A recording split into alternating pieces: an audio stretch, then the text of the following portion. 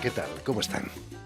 El próximo 27 de enero va a tener lugar en más de 100 países la séptima edición de la Noche de las Ideas, evento impulsado aquí en Francia por el Instituto Francés, en el que se ha invitado a cientos de investigadores, intelectuales, responsables públicos y miembros de la sociedad civil a participar en debates sobre los importantes desafíos de nuestra sociedad.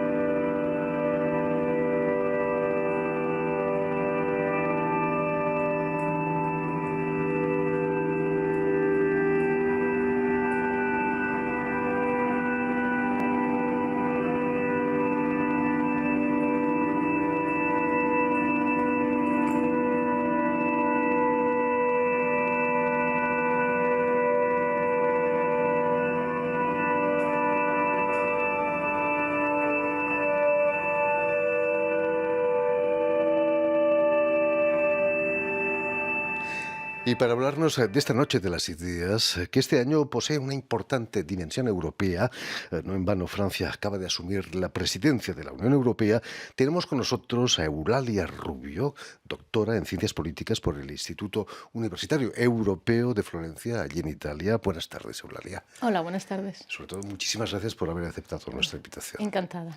¿Qué es lo que te llevó a interesarte por los asuntos europeos en general y la economía comunitaria en particular? A ver, yo creo que entré en el mundo de los temas europeos porque precisamente me fui al Instituto Universitario Europeo de Florencia a estudiar, a hacer mi tesis doctoral. Y es un instituto creado, financiado por la Comisión Europea, donde se pone bastante el acento sobre las cuestiones europeas.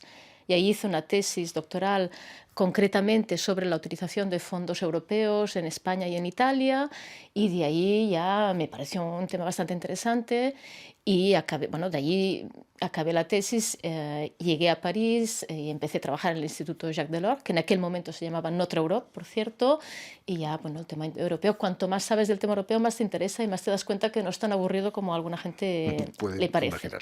Es un lujo, ¿no?, estudiar en Florencia. Uno se siente orgulloso de ser europeo en una ciudad tan bella como Florencia. Florencia es precioso para empezar, es un sitio muy bonito y el Instituto Universitario Europeo, que no es muy conocido, es un sitio muy interesante, fantástico para estudiar porque tiene una característica que no encuentras en muchos sitios para hacer la tesis doctoral, que es que tiene diferentes departamentos de ciencia política, de economía, de historia, de derecho, y estás muy junto con las otras gentes, con lo que conoces a mucha gente de diferentes disciplinas trabajando sobre temas europeos. Y esto está muy bien, porque a veces en otras universidades, si haces economía, solo estás con economistas, si haces ciencia política, solo con los politólogos. Allí teníamos mucho debate entre diferentes disciplinas. Mucho más enriquecedor todo eso, ¿no? Sí. España se va a integrar a la Unión Europea en el 86, el siglo pasado. ¿Qué significó para ti? Tú eras una niña entonces, más tarde ser ciudadana europea. Yo, claro, no me acuerdo de cuando España entró en la Unión Europea, en la Comunidad Económica Europea en aquel momento, pero sí me acuerdo mucho de los años 90, porque en aquel momento estaba en la universidad y me acuerdo que era justamente, luego retroactivamente me di cuenta que era la época de Delors, que eran los años dorados de la construcción europea, de cuando creamos el euro, cuando se completó el mercado único, y sí me acuerdo de una cierta, sobre todo con los profesores, yo estaba en ciencia política, euforia o mucho interés con la construcción europea y mucho interés en seguir lo que estaba pasando. Hubo el Tratado de Maastricht y nos explicaban mucho lo que iba pasando. Esto sí que me acuerdo, que en aquel momento había mucho interés y parecía, bueno, era un tema muy interesante. Jacques Delors fue el presidente de la Comisión Europea durante 10 años, entre el 85 y el 95. ¿Cuáles son los objetivos de ese instituto Jacques Delors? Bueno, cuando lo creó Jacques Delors, fue creado por Jacques Delors mismo. Él mismo lo creó en el año 96, 97, Después creo, de acabar justo su cuando mandato. dejó la Comisión Europea. Y la idea de Jacques Delors era que él tenía ganas de seguir construyendo Europa, de seguir influenciando en la construcción europea. Entonces fue una fórmula para, estando en París, seguir diciendo lo que él pensaba que se tenía que decir sobre la construcción europea. Y los primeros años él era el presidente en activo. De hecho, cuando yo llegué ya era presidente fundador, ya no era el presidente en activo, pero aún seguía viniendo bastante. Y luego ya cuando se hizo más mayor ya pasó, digamos, el legado a otros presidentes que siempre han sido gente que conocían Delors. Normalmente ex primer ministros o ex comisarios que habían tenido la posibilidad de trabajar. Porque una de las ideas en el Instituto Jacques Delors que nos distingue de otros think tanks es el legado de Delors. O sea, hay Por una... supuesto, el peso de Sí. Jacques Delors. Estamos en Francia en plena campaña electoral para las presidenciales. El hecho de que Delors no se presentara a las presidenciales del 95 dice mucho, ¿no?, de ese gran hombre político. Sí, no, es una persona muy ambiciosa en el sentido político. Yo no estaba en Francia en aquel momento, pero sé que muchos compañeros franceses me decían que si se hubiera presentado hubiera ganado. Entonces es una persona que cuando asume un cargo lo hace con ciencia y a él le pareció que no era su momento ni lo que él quería hacer, y además es una persona que le ha interesado siempre mucho Europa. Y de hecho al final yo creo, bueno, tampoco no se puede juzgar la historia, pero le ha quedado esta imagen del gran padre fundador de Europa que ha sido siempre influyente y que ha seguido trabajando por Europa de una forma de diferentes maneras, pero que al final, bueno, yo creo que fue su elección y sí, es verdad que dice mucho de él, que no... Muchos lo echamos de menos. ¿Dónde están sus sucesores, sus herederos? ¿O no existen? No sé, es difícil decir eso. Yo creo que Delors era muy especial en alguna manera. Hizo, como decíamos antes, fue la etapa dorada de la construcción europea cuando él estuvo a la presidencia de la Comisión Europea. Él es bastante humilde y cuando se le dice eso siempre responde que era mucho más fácil hacer Europa en aquel tiempo que ahora, porque eran 12 países, 15 países, se parecían todos, no había habido aún la gran ampliación al este y siempre es verdad que es una persona también no tiene nunca malas palabras para sus sucesores, o sea, siempre intenta justificar, que es mucho más difícil ahora hacer Europa que en su época. Fue un error esa ampliación a 27, a 28 países, si contamos también a No, Inglaterra. no creo que fuera una ampliación y justamente Delors siempre lo ha defendido, a pesar de todos los problemas y la dificultad que conlleva. Lo que sí que fue un error igual es no crear las reglas de toma de decisiones que hubieran sido necesarias en aquel momento. Creo que fue en el Tratado de Niza, en uno de esos tratados justo después de la ampliación, se puso sobre la mesa si se tenían que cambiar las reglas para que fuera más eficiente la toma de decisiones a 27 o 28. Y no se hizo y esto complica las cosas, pero es difícil imaginar ahora una Europa que fuera dividida en dos bloques, ¿no? O sea, Bueno, se hablaba de la Europa con dos velocidades en una época, ¿no? sí, pero esto también crea muchos problemas. O sea, que al final ya tenemos muchos países de la Europa Central del Este que siempre están muy críticos o que viven mal de que haya diferentes velocidades o que perciben a veces que hay países de primera y de segunda categoría. O sea, esto crea mucha acrimonía y muchos problemas. Yo creo que lo mejor es intentar hacer a 27, 28 y luego dar carta y opciones a hacer cosas en formatos más pequeños que también se pueden hacer. La unanimidad es una bola de hierro a Es los el pies gran de Europa, problema. ¿no? Bueno, es uno de los grandes problemas, Terrible. efectivamente. Cuesta mucho llegar a la unanimidad y cada vez más, sí, sí. Y hay que añadir a eso la puñalada por la espalda del Brexit. Fue un golpe duro para Europa también, ¿no? Bueno, yo creo que fue un golpe duro, sobre todo para los británicos al final. O sea, mirándolo ahora en perspectiva, Europa salió bastante bien parada del golpe. Todo el mundo pensaba, uy, esto creará una especie de como ¿cómo se dice esto? Con sismología, ¿no? Como De diferentes efecto dominó. olas, ¿no? Y otros países que van a pedir también salir y tal. Y al contrario, las encuestas de opinión lo que nos dicen es que en el resto de los países se aumentó el sentimiento de Pertenencia, sí, pertenencia a la Unión Europea. O sea que no, supuesto. para Europa no fue tan grave como para el Reino Unido.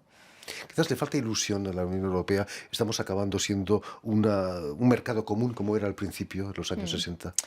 Bueno, esta es la crítica, ¿no? Siempre el problema de cómo crear pasión o cómo crear interés en la Unión Europea.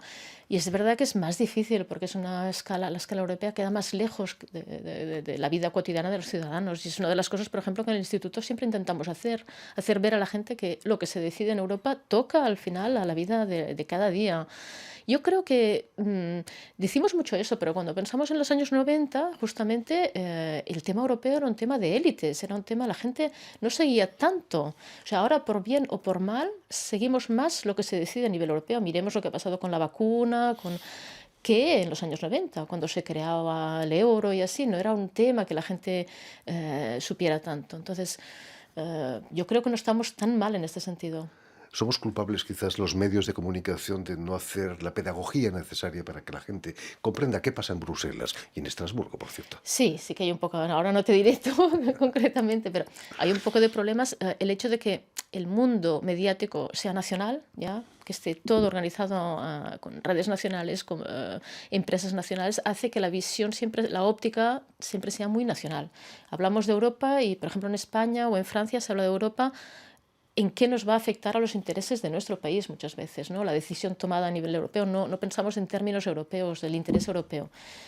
Lo ideal sería tener más medios de comunicación europeos, que Por hablaran en supuesto. nombre de los europeos. Aquí en Francia tenemos la cadena Arte, Hmm. que es franco-alemana, ¿no? Y es un inicio, Es un buen ejemplo. por Sí, ejemplo. sí. Volviendo a la Noche de las Ideas, que va a celebrarse este 27 de enero en el mundo entero, pero aquí en Francia se ha pospuesto al 12 de marzo por razones sanitarias. Este es el desafío que se nos plantea, la reconstrucción después de 2 años de terrible pandemia. Sí, pero yo creo que a nivel europeo tenemos que estar contentos, porque a pesar de todo, la reacción a la crisis ha sido bastante buena. Si la comparamos con la crisis anterior de la crisis de la zona euro, hemos reaccionado mucho más rápido y de una forma más positiva, más solidaria y además con una visión más de futuro, porque en la crisis de la zona euro la reacción fue básicamente, como decía Delors, esto es una frase de Delors, Delors siempre decía en la crisis de la zona euro, estamos haciendo de bomberos, pero no de arquitectos, ¿no? Estamos apagando el Apagando fuego, pero fuegos. no pensando cómo construir el día después.